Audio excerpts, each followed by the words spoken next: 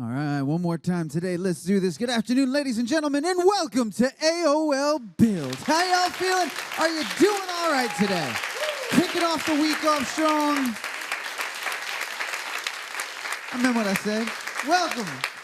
Welcome, welcome. Happy 5th of July, also an important day. And so excited to have you guys here with us at the AOL Build Studios live in New York. We are having a great time. We got one more for you, and it is crazy cool, my friends. And just a few, yeah, that's right, one person who wooed is correct, because in just a few short seconds, our final guest today is none other than Mr. Michael Emerson is here. Oh, my God. He's one of those dudes, man.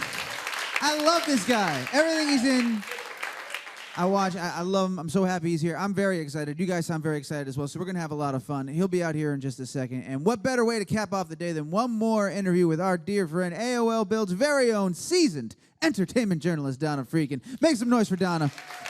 She'll be up here leading the conversation. It's going to be good. It's going to be a great time. They're going to have a little bit of fun. We'll open it up, take some questions from you guys. So if this is your first time here, welcome. Think of a great question. When we get to the second half, we'll start passing mics around. You get to ask a question or two. Those tuning in live for the first time, welcome to you as well. Don't feel left out. I'd love for you to send us a question. You can tweet at us at AOL Build. You're also welcome to press that button right over there. It says submit a question on it. Give it a single click, type your question in there, send it our way, and maybe, just maybe, we'll read it live on the air. We'll see what happens. Fingers crossed. I'm rooting for you. And I think we got a clip we're going to take a look at, and then we'll get Michael on out here, and we'll kick this off. But before we do any of that, I got one more question for you. I'm going to ask it last time today. Are you guys hyped that he's here? Let him know. I want to make sure you're pumped. Like I am. Sarah, are you pumped? She ain't even looking. She ain't even looking at me. That's how pumped she is. Thank you for that. Let's go ahead and run that clip.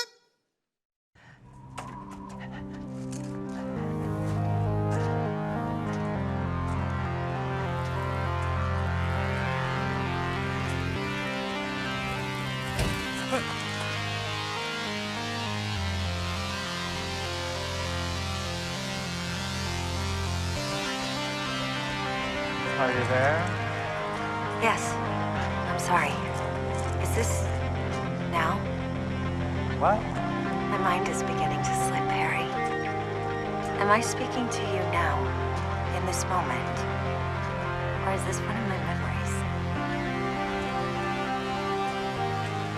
Yes, to the extent that it's possible for me to be certain, this is now. Thank you. We have 8.5 minutes, give or take. Then I'm gonna rest for a bit. I know what happened to John, but the others, do you think that they're still... Did they make it? I'm sorry, Harold. I'm not sure. All right, ladies and gentlemen, it is that time. Put your hands together, and please welcome your moderator, AOL Build's very own Donna Freakin, and today's guest from Person of Interest, Mr. Michael Emerson.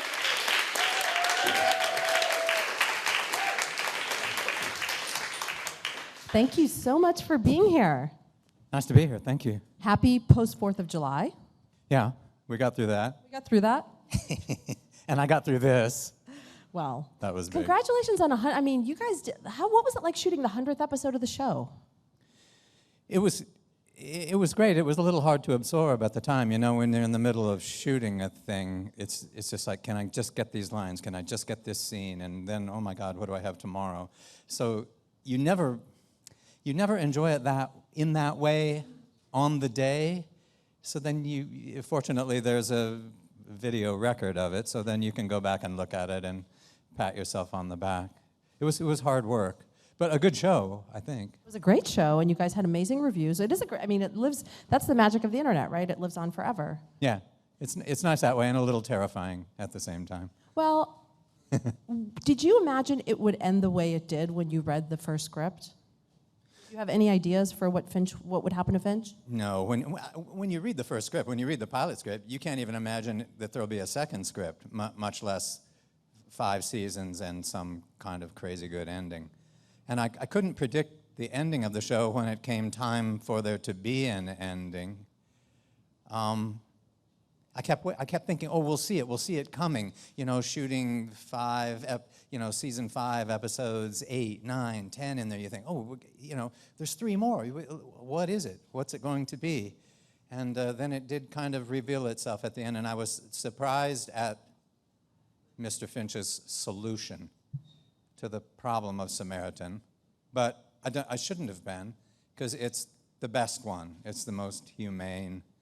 And I liked the tone of the ending, kind of a spiritual reunion and recap of their lives together. It was good that way. How do you think Finch evolved over all the seasons? He didn't have...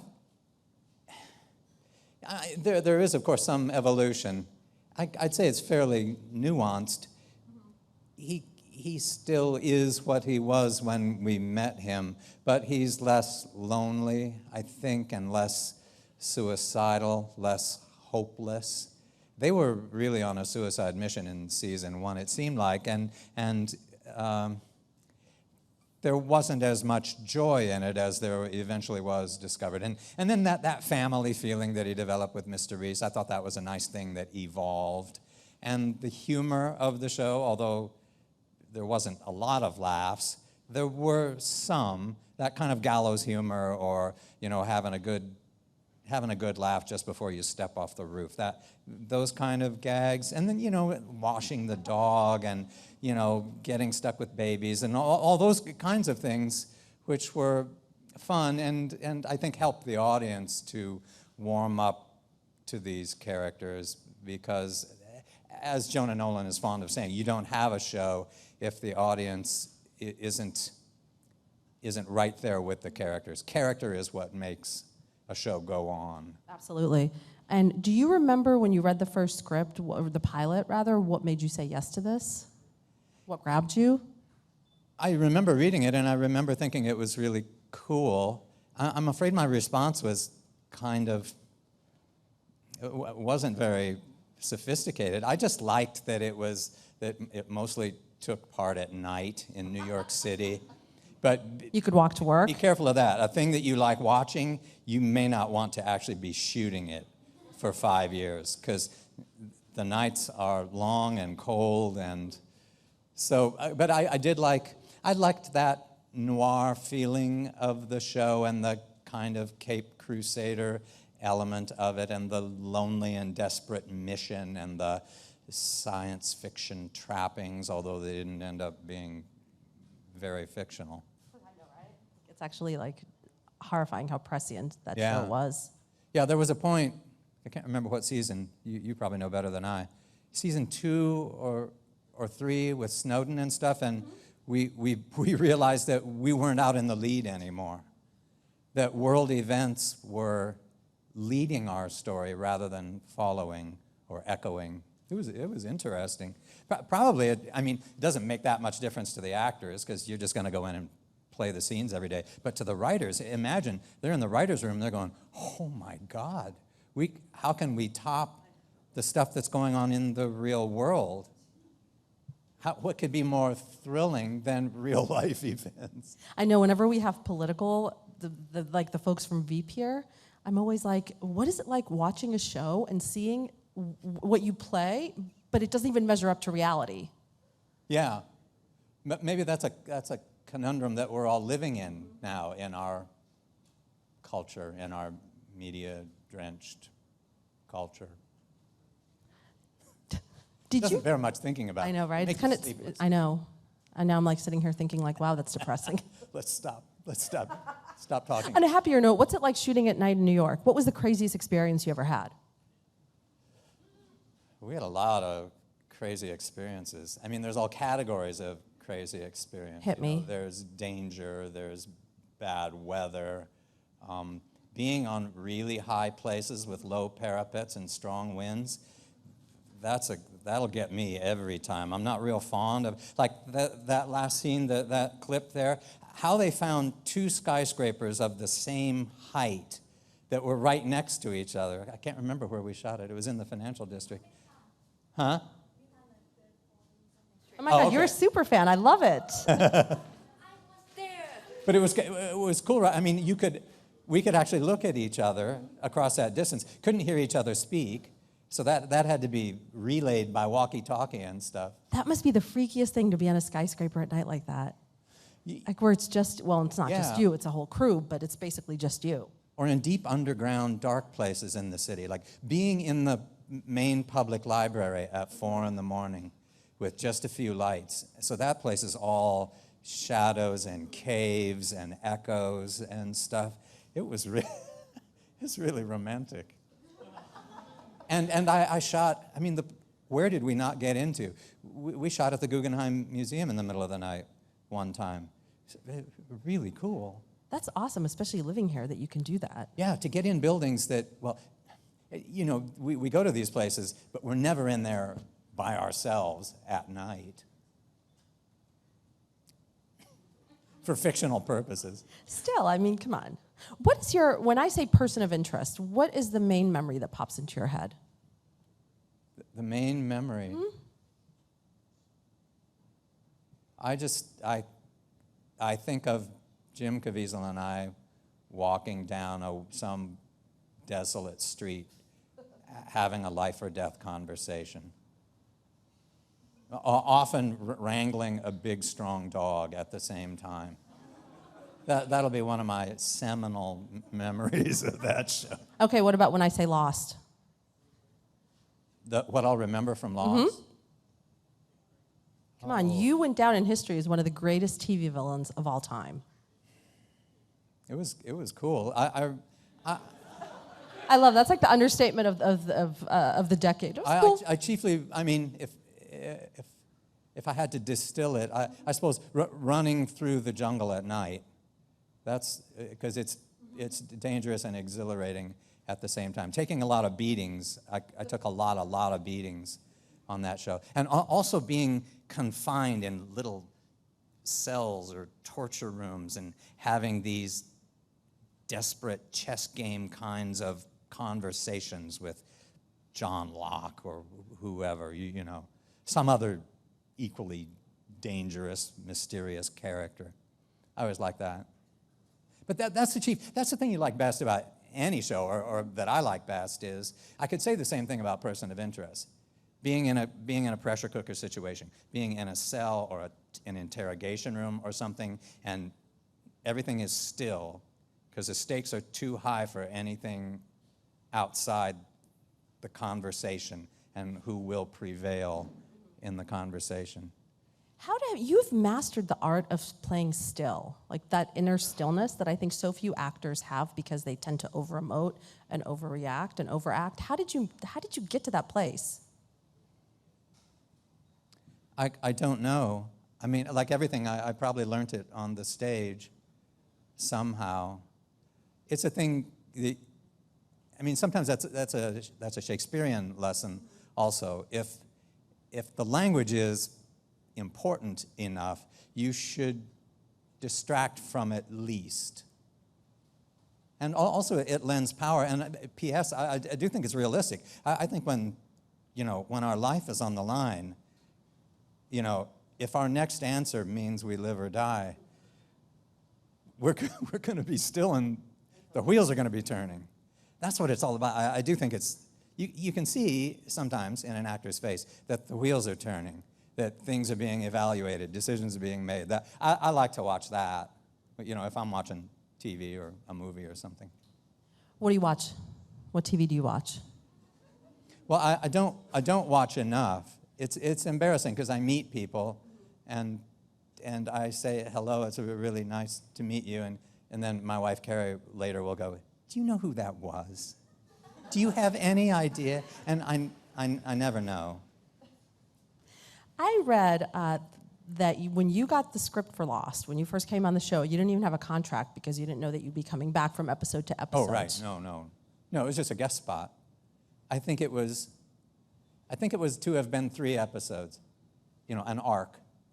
So I suppose the idea that I would be introduced, there would be a little development, and then I would be killed, and that would be it. And as happened on Lost quite frequently. Yeah, and I would go home, and I only took enough clothes in my suitcase for that to happen. So when they wouldn't let me go, it became kind of a problem. Like a laundry issue? Yeah. And there was one time when I flew all the way from Honolulu back to New York City, and when I got off the plane, the producers had left me a message saying I had to come back, which is actually a line from the series. For those of you not aware, that's a 12-hour flight. Like, that's no joke. Ugh. And you won an Emmy in 2009. I did. You must meet people every single day who are like, I loved you on Lost, the show changed my life, blah, blah, blah, blah. What kind of encounters do you have with fans? Well, all different kinds of encounters, and they're regular, and they never go away, really. Because the deal with Lost is, even though it's been 6 years since it wrapped, every year millions more people watch the whole show on discs or stream it somehow. So there's all new people come up to me on the street and say, I just finished the finale last night. And I think, yeah, here we go. Wait, all right, let's go back to that. And the next question is going to be, what the hell did that mean? So what do you say? I usually say, Call J.J. Abrams? if I had more time, I would explain that to you right now, but I'm needed at the dentist's office. Are you able, living in New York, are you able to just kind of go incognito? I assume so, right? Not really invisibly, but I do like I always have done. I walk the streets, I ride the subways. It's the only way to get anywhere during the daytime. I'm afraid I have to confess that. But people stop me. Probably lots of people see me and know who I am and don't give a damn. That's also fine. Well, they see you and they know who you are, but this being New York, it's way too cool to say anything. It would be uncool to be like, Michael, I love you. You're the best. But mostly they say, I don't know your name. I don't know your character's name.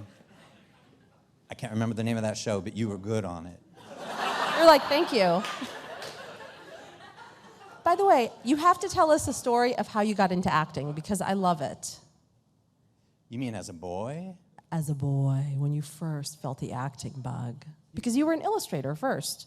Well, no, that comes much later. I mean, I've become an actor several times in my life, not always successfully. But when I was a boy, I went to play at the high school, and an older boy from my church, it was Arsenic and Old Lace. You probably don't know that old chestnut of a play. Oh, I know. But there was a boy from my church who played the crazy uncle that thinks he's Teddy Roosevelt, and he's always charging up the stairs with a trumpet. And God only knows if it was good, bad, or indifferent, but I was hypnotized by this guy, and I thought, oh my God, how is it possible that he's that funny? I could have sat all night and watched him do it. And I thought, God, just let me be half that entertaining someday, and I will die happy. And look at you now. Two big shows, right? I mean, that's a pretty stellar run. Yeah. Yeah, I've been fortunate. It was 2 good shows in a row, which is unheard of, I think. Pretty much. And I know you want to do comedy next, you said? Well, Please, God, someone give you a comedy that isn't existential and, deep. Yeah, I think you can be funny, and there's a bunch of ways to be funny. I'm not sure I'm a candidate for a 4-camera sitcom, but something. Or it could be a terribly serious show, and I was just the one funny person, or kind of funny. Sometimes, though, I always think, you are the funny one. Even though I'm on, terrifying shows like Lost or Person of Interest, so dangerous and sinister, but sometimes I think, am I the only one that gets that this is a funny show? When did you first realize that you could make a living at this? Late in life. It took a long time. I graduated undergrad with a theater degree, and I moved to New York City from small-town Iowa, and I just was not ready for New York. And got a retail job and took weekend courses in illustration, and I became a magazine illustrator, and I did that for 10 years. And then a romantic entanglement took me to Florida, and I kind of burnt my bridges, and it all fell apart, and there I was, high and dry. and needed to start over. And I thought, well, if I have to start over at this advanced stage, I might as well do what I please. It's never going to get any easier. If not now, when? So I started doing community theater. This is in Jacksonville, Florida. And hello out there in Jacksonville. Hi, Jacksonville. But I kind of clawed my way back toward New York for many years after that. Now, as you've done the 2 shows back to back, what's been the best piece of advice you've gotten? Well, anybody that tells you not to worry so much is on the right track. Best piece of advice I've gotten. Well, someone must have told me, because I turn around and tell it to young actors all the time, and that is, this is not a race. You know, if you're 23 and you're just out of grad school, some of your classmates may be famous in a year. Can you take it if you're not famous for 20 years? Because that could be it, and it could be great, but can you wait that long? Do you like it enough to be patient with it and just string it out and not compare yourself to all the other kids quite so much? Be a little bit oblivious or lost in your own little actor world. It would be better for everybody, I think. That's actually really solid advice, because I think that everyone today is so fixated on social media, being famous, getting the endorsements. Yeah. In a way, I'm fortunate that I started my acting career before there was social media. So it was easy for me to be an actor on the stage in Northeast Florida doing Shakespearean plays and feeling like this was the only theater world on the planet, which was it's a kind of a good thing to feel. I mean, you know that there's LA and there's New York and all of that, but if it's absolutely impossible and unreachable for you, then why meditate on it too much? Better to play this particular hand you're dealt with the idea that you might get to be a better and better player somehow, and then maybe one day you'll go to those bigger markets. I mean, that's a great attitude, and I also read that you don't have an acting bucket list. No, I don't, because I guarantee you, if I made a list, I would then never do any of those roles, because all the good roles I ever had really came out of left field. I mean, Benjamin Linus, what the hell was that? You can't say, oh, I'd like to play a devious villain on a long-running fantasy adventure show. You just kind of have to take what comes, and often the stuff that comes is way better than the plan you could make. I could go around and bore people about how I'd like to play Richard II or something like that, but maybe it's better that I don't, and maybe it's way better that I just take these other jobs that I don't know anything about that come out of left field and run with them. Do you go on instinct when you read a script? I mean, do you instantly know if it grabs you or not? I do pretty much.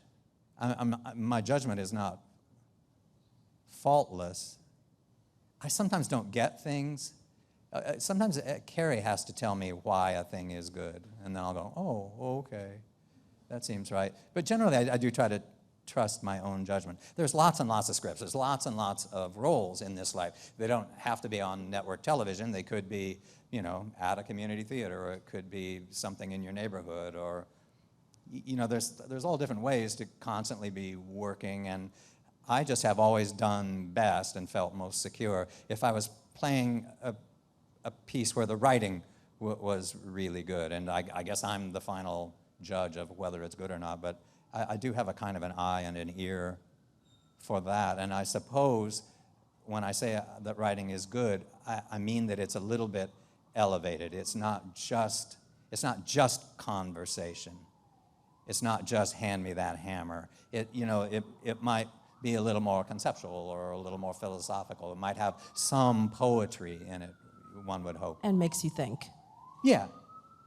And let's turn it over to our audience now. I bet you have a question. Hi, Michael. Hi. Pleasure to be here. It's a pleasure for you to be here. So, what was your favorite memorable moment being on Saw this scary movie series. And did you stay in touch with other cast members like Tobin Bell? No, I don't know what's happened to all those folks. Scary is the operative word for both the movie and the experience of shooting it, may I say. That was a rough, hard, fast shoot with bullets flying all the time and lots of wrestling and everything going way too fast and way unsafe. So I was so happy that I was able to walk away with as few injuries as I had from Saw. Yeah, but again, so why did you do that project? Because the script was great. It had the best surprise ending I think I had ever read on the page up to that point. And I thought, are you kidding me? The killer was lying in a pool of blood the whole damn time? It was so fantastic. So you do these things, but then you think twice about Saw 2 or Saw 3. But I think, actually, my character was dead, wasn't he? You crack me up. Next question, please. Would you like to return to Broadway? And have you arranged visitation rights with Bear? I wonder where Bear is. But I guarantee you that Bear is living grandly somewhere. He's a world champion obedience dog. He does crazy elaborate military maneuvers, and he's one of the finest tracking animals on the planet. So he has a whole world where he's a star in his own right. He probably has a great agent, I don't know if I'll cross paths with him again. He might remember me. We got along all right. He would always walk really well with me. And, I have at home a dog that weighs 7 pounds. And that dog, Boker, that played Bear, he weighs 95 pounds. So I wasn't used to having to kind of wrangle an animal that strong and that impetuous. Because Bear he's super obedient, but he's like any other dog. If he sees a squirrel or, a pizza cart or something, he's going to go. And if you're trying to do dialogue, you want that leash wrapped around your... He was good, though. Next question, please. Hi, Michael. Nice to meet you again. Hi. And it's not just Boger. There are 5 dogs who play Bear. Who's counting? I'm counting. There are 5. There are 5. I know. I didn't want to give it up, but yeah, Lola came in season 4. Yeah, the swimming scene, the swimming pool scene. Yeah, and then there was Gotcha. Gotcha in season 5. Yeah. And if you go back and watch carefully, you'll see the dog shrinking over the course of several seasons. Oh, and what's your favorite scene in season 5? And what's the favorite moment you enjoy the most? Gee, in season 5, there are a lot of good scenes. For dramatic intensity, I like that scene in the interrogation room in episode 10 when the FBI guy is interviewing me, and I'm telling him how sick I am of living with these rules, and then I say, so the only thing I need to decide is how to kill you. And he says, I can get you written up for threatening a federal officer right now if that's how you want to play it. And I look at him and I go, I wasn't talking to you. Because all this time he's been talking to Samaritan, because he knows Samaritan is in the room. I love all that. Anything that's a conversation between a human and an artificial intelligence, I really like that stuff. Next question, please. Hey, Michael. Hi. I was actually lucky enough to be an extra on Person of Interest. So my question to you is, after the run, what is one thing that you want to take away from the show that will, stay with you? I don't know if I have, a talismanic moment or... some of the worst memories are the best. You remember freezing cold days. You remember days when you were covered in snow. And you were so cold you could barely enunciate your lines. Being on tops of buildings and in vaults deep under the earth, subway tunnels at night. Ooh, what is a subway tunnel like at night? Well, it's highly monitored is what it is. They're very strict. But yeah, I guess working on a set that is the city of New York and having apparently unlimited access to all its insides and outsides, it was pretty cool. I'll never forget. I mean, for the rest of my life, I'm going to go around the city and I'm going to go, oh my God, this is where we shot that scene. Mm-hmm. And last question, please. Hello, Michael. How are you? Good, thanks. I heard you talk a lot about scripts. So my question is, when it comes to choosing a script, is it something that you is a good script based off of instinct? Because sometimes there have been good movies, TV shows, and series that were written perfectly, but then the audience just doesn't get it. Yeah, that can happen, but it's not. You have no control over that. The only thing you can control is, I mean, in my case, I'm not sure I can even control how I react to a script. I'm just going to like it or not. I'll just get excited about it or not. You kind of know. I mean, I've been at it for a while.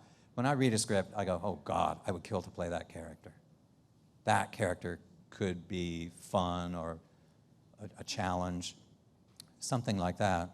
But as I said, I'm looking for language that is worth listening to more than a couple of times.